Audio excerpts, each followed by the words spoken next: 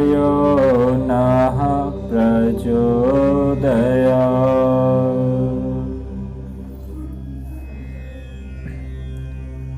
अगले शीर्षक में हम जानेंगे अन्नमय कोश और उसकी अनावरण की पद्धति।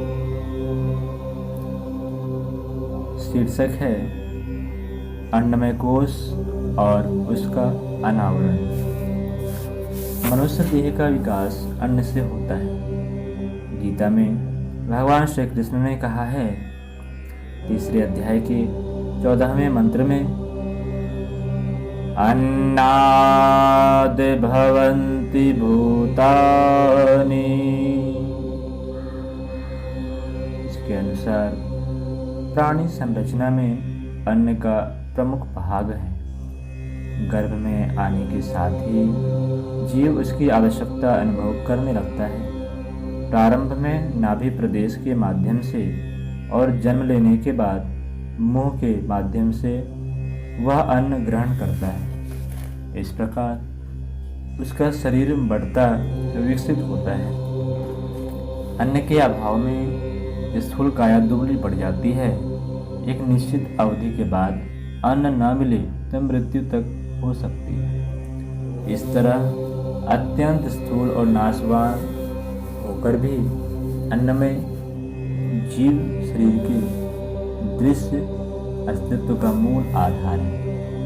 यह वह भवन है जिसमें जीव निवास करता है। यदि यह स्वच्छ, स्वस्थ और भव्य हो तो जीवन में आनंद ही आनंद है। टूटे फूटे और सड़े गले मकान में तो रहकर कोई भी खुश नहीं रह सकता। अन्नमय कोश स्थूल शरीर के तात्विक शरीर, उसकी महत्ता और उसे स्वस्थ समर्थ बनाए रखने की विद्या का नाम है।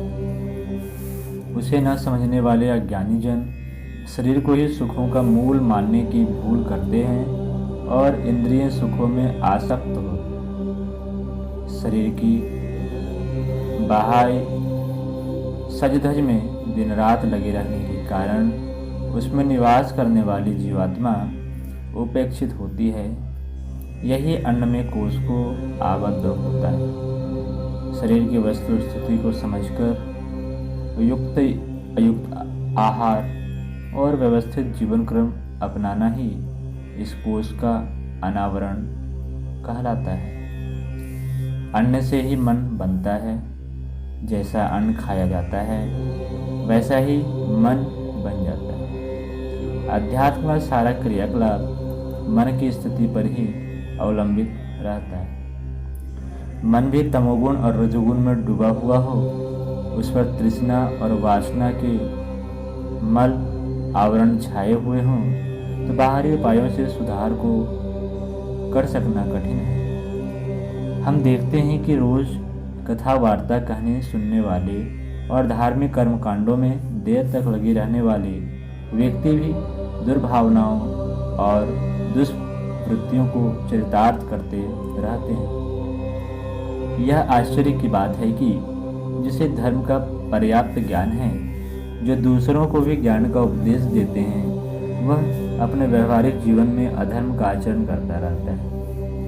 विचार करने पर इसका एक ही कारण प्रतीत होता है कि व्यक्ति का अंतःकरण व मानसिक स्तर ही वह मर्म स्थल है जहाँ से प्रेरणाएं और प्रवृत्तियाँ उत्पन्न होती हैं। बनावटी ढंग से आडंबर के रूप में मनुष्य कुछ भी कहे या करे, वस्तुतः उसकी प्रवृत्तियाँ उसी दिशा में अग्रसर होगी जैसे कि उसकी मनोभूमि बनी हुई होगी। मनोभूमि के सुधारों में स्वाध्याय और सत्संग बहुत सहायक होते हैं। उपासना तथा दूसरे धार्मिक कर्मकांडों का भी बहुत कुछ असर होता है, पर सबसे अधिक प्रभाव अन्न का होता है। जिस प्रकार का जिस स्तर का आहार किया जाता है उसी तरह का मन बनता है। वस्तु जैसी कुछ बनी है उसका प्रधान गुण तो वही रहेगा। सुधार और संस्कार से उसकी प्रगति में कुछ न कुछ अंतर तो आता है, पर पूरा परिवर्तन नहीं होता। आज साधना मार्ग पर चलने वाले व्यक्ति आहार पर उतना ध्यान नहीं देते जितना कि देना चाहिए। तमोगुणी और रजोगुणी प्रकृति की वस्तुएं खाते रहने पर मन का मूल स्वभाव भी वैसा ही बन जाता है। स्वाध्याय सत्संग में उस पर नियंत्रण तो रहता है, पर जब कभी भीतर से कामना एवं वासना का प्रबल वेग उठता है, उस बाह्य नियंत्रण को तोड़ फोड़ कर मनुष्य को दुष्कर्म में प्रवृत्त कर देता है। दुष्वृत्तियां रुक नहीं पाती। इस कठिनाई का एकमात्र हल यह है कि श्रेय पथ का पथिक अपने आहार पर सबसे अधिक ध्यान दे। पंचकोशी गायत्री उपासना का आरंभ अन्नमय कोश की शुद्धि से ही होता है। नींव पक्की न हुई तो आगे ऊंची दीवार उठाने और उसे स्थायी बनाने का कार्यक्रम सफल न हो सकेगा। जो व्यक्ति जिह्वा के गुलाम हैं, चटोरापन न जिन्हें अपने वश में कर रखा है, स्वादेंद्रियों पर जो नियंत्रण नहीं कर सकते, शुद्ध आहार की प्राप्ति में जो कष्ट एवं असुविधा उठानी पड़ती है, उसे सहन कर सकना जिनके वश की बात न हो, उन्हें योगाभ्यास, आत्मोत्कर्ष, लक्ष्य की प्राप्ति और स्वर्ग मुक्ति जैसे स्वप्न ही नहीं देखने चाहिए। आध्यात्म शूरवीरों का मार्ग है। साधना को संग्राम कहा गया है। इसमें षड रिपुओं के चक्रव्यूह को तोड़ने के लिए घनघोर युद्ध करना पड़ता है। गीता में श्री कृष्ण ने धनुर्धर अर्जुन को जिस महाभारत में प्रवृत्त किया है, वह वस्तुतः आंतरिक शत्रुओं से लड़ने का ही प्रशिक्षण है। अपनी दुर्बलता से लड़ पड़ने का प्रबल पुरुषार्थ किए बिना जीवन मुक्ति की विजय वैजयंती धारण कर सकना किसी के लिए भी संभव नहीं होता।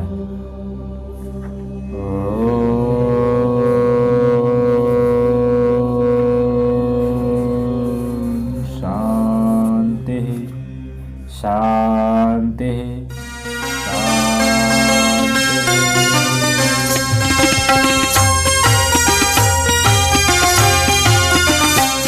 चलो गुरुदेव के सपने सजाने की शपथ ले ली।